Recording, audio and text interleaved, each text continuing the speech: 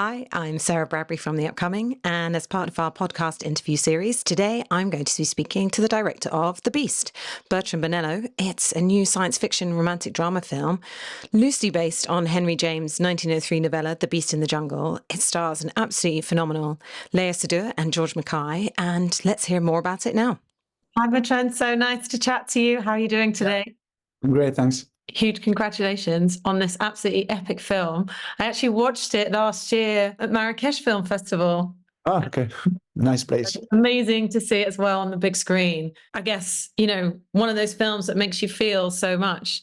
But maybe for people who aren't familiar, you could begin with an intro. What can they expect when they watch The Beast? Well, many things, I hope. A trip, cinematographic trip, emotional trip, to be surprised and moved, to be surprised and moved. Of course, it is rather sort of than an adaptation, more kind of you used Henry James' novella as kind of a jumping off point, and even sort of maybe that first setting that we're in, kind of that's probably closest to some of the ideas in the book, even some of the dialogue.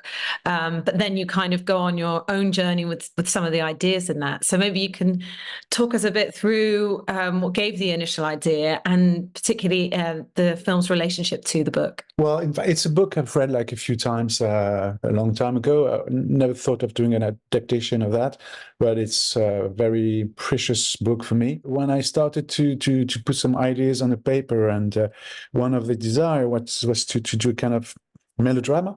And that drove me back to the book, because I could not find a better argument than Henry James, So I went back to that, and I started to be very, very faithful to the book. And for example, the very long scene in 1910 in the party, all the dialogues come from the book, and you have everything, all the subject is just put down. And then I decided to become very unfaithful and to explode through different genres and different periods and different time, but with always the same starting point ideas, mixing fear and love, which is really the subject of the book, the fear of love. Something is going to happen and destroy everything. I'm scared of that.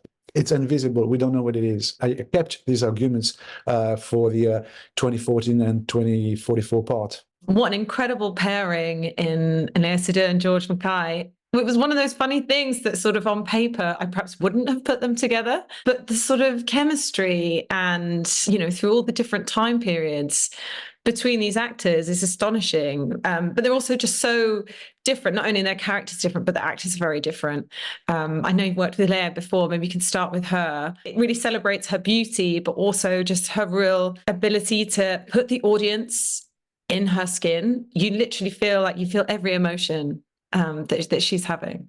For me, it was obvious I was writing for her for basically two or three reasons. One of them is we know each other for a long time. It's our third collaboration, and I really needed someone that trusts me, to abandon herself the way she does. She's the only French actress I could imagine in the three periods, the past or the future. She's timeless. She crosses ages, and she's very modern at the same time, even in 1910, but I believe in her in 1910. And she has a very particular mystery. You can film her like for almost 2 hours and 30 minutes.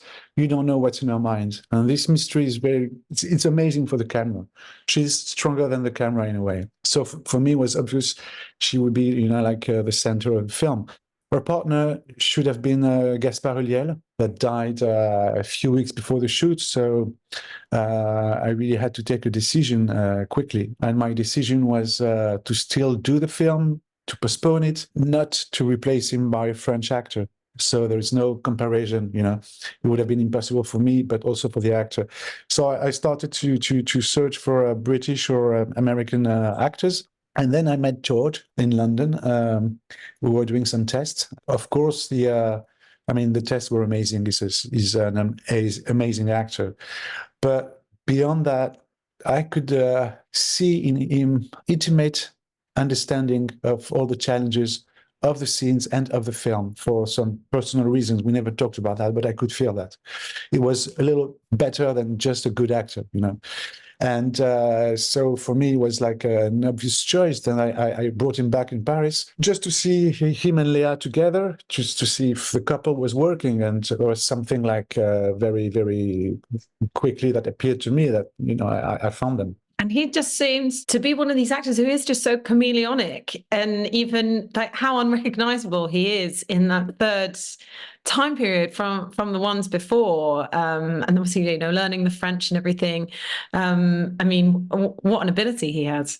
Yeah, he's fantastic. But it's funny the way they one of the challenges was not for her and for him not to have like three characters, but it's only one. In fact, the addition of stuff like that, and they do it in very different way. Leah, she's basically the same through ages. Like if she was searching the same thing, and George, at the contrary, is very, very different from one period to another.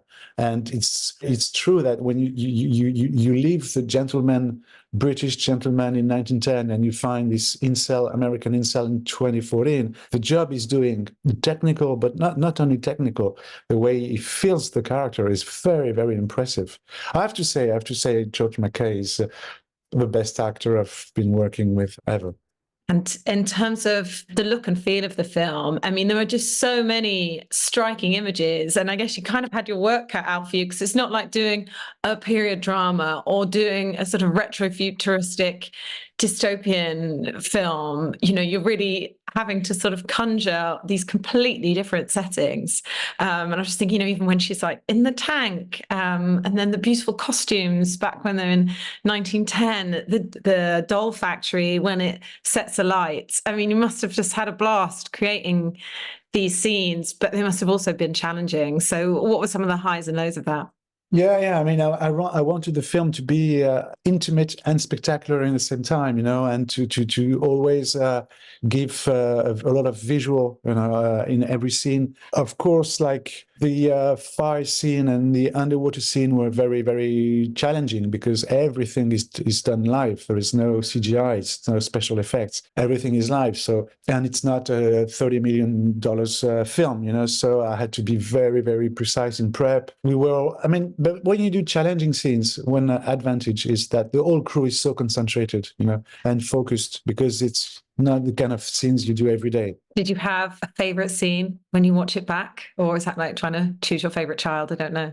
I really, really, really like the first one, the one in green screen, the prologue. And I guess I really love the scene where Leah is locked up with all the screen and he's behind the door, and she says, "I'm going to open the door." I think that the actors are amazing in this scene. What I thought was really funny when I'd gone to watch it in Marrakesh, actually, I was with a load of other journalists, and we sat afterwards for I don't know how long, just all debating what we thought exactly was what was going on, what we were supposed to take away from it, because there is this kind of complexity to it.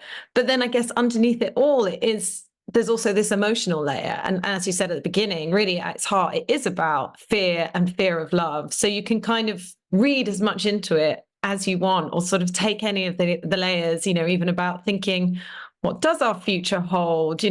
Probably AI has taken over our lives, maybe even more than you might have expected when you were first writing the film. Yeah, I couldn't imagine when I started to write, like, I don't know, 6 years ago, the year the film would be presented, like in Venice and Toronto, AI would be like the heart of so many discussions and problems. And I'm not only talking about the strike in Hollywood, but something more general. And that all the newspaper would have headlines with the danger of AI, and in fact made the film much more contemporary than I thought, about the relationship between technology and humanity and this danger, which is like now more than real. And in that sense, is it kind of a warning, almost for us to kind of hang on to our creativity, whether you're a filmmaker, whether you work in something else, rather than giving ourselves over to technology? Well, it's true that the AI in art is freaky because it exists and it's quite impressive. Just you can imagine, like in 3 years, 5 years, 10 years, it's going to be huge. How can you deal with that? It's I don't have the answer. Right?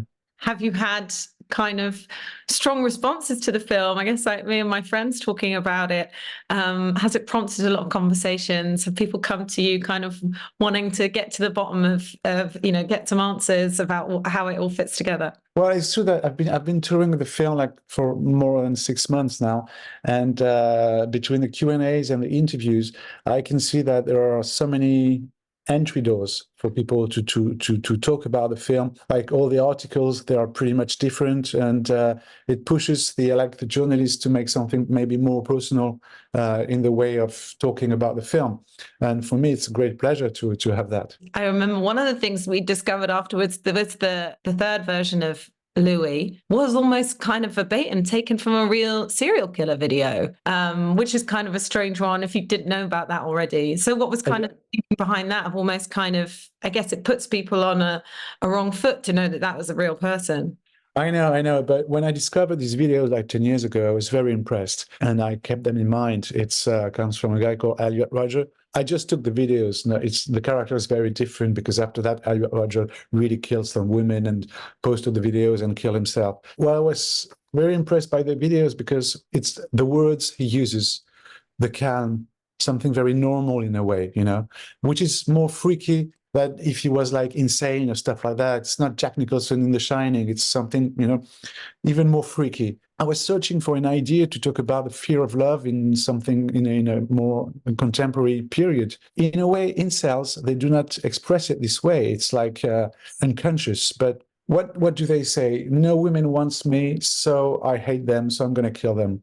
But there might be like something missing is I am afraid to abandon myself to love. So no woman wants me, so I hate them. So, and that's the way I switched the Henry James novel into something more contemporary. And in 1910, it's obvious that she is the one that has the fear of love.